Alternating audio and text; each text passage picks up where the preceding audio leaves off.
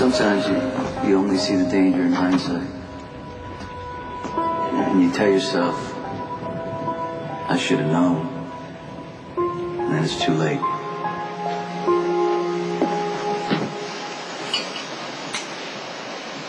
Looks like the power went out. Well, power's overrated. There you go. You warming up? Well, that depends. If I stay in your arms, definitely. If you plan on letting me go, I might catch a chill. I just about given up on seeing you tonight. I gotta tell you, I'm lucky I made it. But you know what? We're stuck here, which is actually a good thing. I mean, if You think? You think we're stuck? Well, I mean, I'm with you, right? The storm is settled, so the water's rough. There's no way to make it back to the mainland. How was the party? Pleasant enough. Pleasant? Well, it's not a great endorsement. I was at wit's ends just a few moments ago. I think the party is gonna start looking up right about now. Yeah? It's already better. We're neglecting our duties as guests, and I'm fairly certain we're drinking someone else's champagne. The bottle was here, the glasses were here, so we might as well make the most of it. Yes, I think that this was intended for Nicholas and Emily. Their own private after party once the guests have gone. Well, then it would have gone to waste. And, like I said, the storm's getting worse. No one's leaving Spoon Island tonight, and Nicholas and Emily are going to be busy with a house full of people. Okay, so you wouldn't just be rationalizing it to get your own way. And you wouldn't just be arguing with me just for the hell of it. Listen to me. I'm with the only person I want to be with tonight. And if we are stranded here, that's even better. I don't like it. And I also know that you always want me for yourself, because that's just the way it is. Oh, there's that modesty. Am I wrong? I missed you. And I was more than a little worried. Sonny, we don't have to talk about your business, and I really don't like to consider myself high maintenance relationship-wise, but a call, an email, just to let me know you were at least alive, it would have been appreciated. I know, and I'm sorry. I had to stay below the radar, because the truth is, I'm supposed to be dead. I was on the phone with Bernie and told the driver to bring the car around. Boom! Exploded. I don't even know.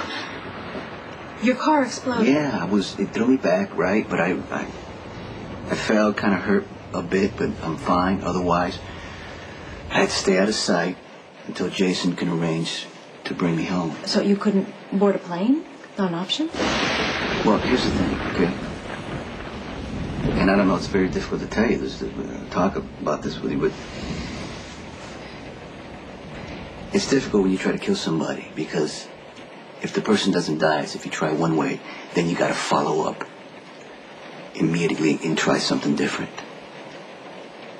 So you've been running for your life since you landed in Puerto Rico? It's okay. There were complications, but everything's been handled. Did I not tell you I was going to be back before the ball? I promised you that.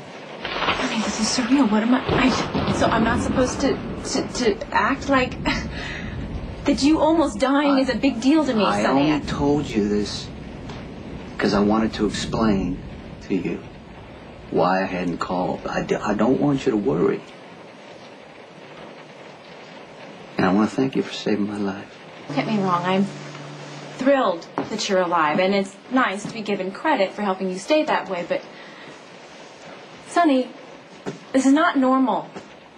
Normal people don't go on business trips and almost get assassinated. It's a hazard of my profession, Kate. What do you want me to say to you?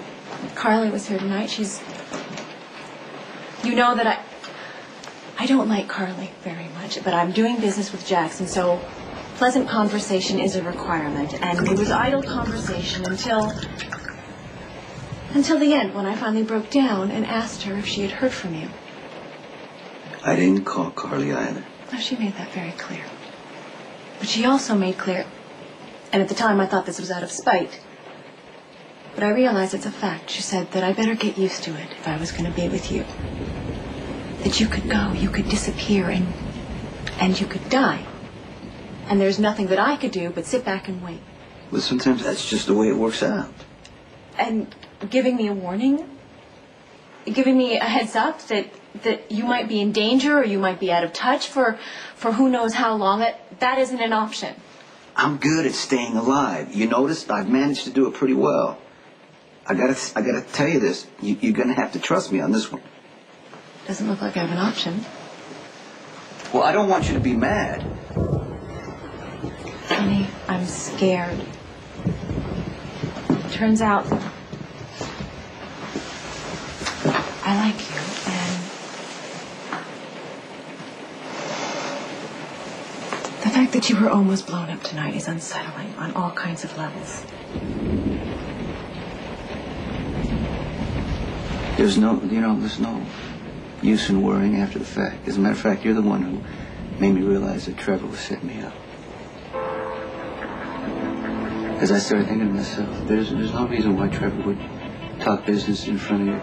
And the way he warned me that the cars were in contact with my business partners. And then when you said that he gets off on playing mind games. What does Trevor have to do with any of this? He wanted me to go to Puerto Rico. Without my guards, without my security. He's the one who tried to have me killed. I'm beginning to realize how much Trevor really hates you. Well, no. This had nothing to do with hate. Trevor didn't try to kill me because he hates me. He tried to kill me because he wanted to shut me up. If he wants to run the Sakara organization, then no one can know that Anthony is crazy. You were right when you told me the other day that I was risking my life to go see Anthony. You know, this would be easier if it was an anonymous gangster that was trying to kill you instead of someone that I was involved with for years. And it turns out I really didn't know at all. Yeah, but you know what? Trevor he has a talent for deceiving women, as we know that now. I thought that I was so savvy and sophisticated, justifying my relationship with Trevor, allowing him to guide and mentor me. I never told him that I was really Connie from Bensonhurst. I didn't want him to be ashamed of me. And now I'm the one who's ashamed. I could just smack myself for being so stupid. Hey, Kate, you think you're the only one who's young and ambitious and blind because of it? I could tell you some idiot things I did, but they carry a penalty of 20 to life. And, Okay, don't try to make me feel bad. No, I'm just saying. I hate that you were Trevor. But what you did, the choices you made, led you back into my life. And I am not complaining.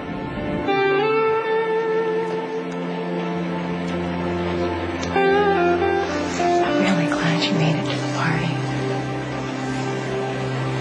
Me too. Considering the alternative. I don't like how close I came to losing you, and you cannot smooth it over with those dimples. Okay. What do you want to do next?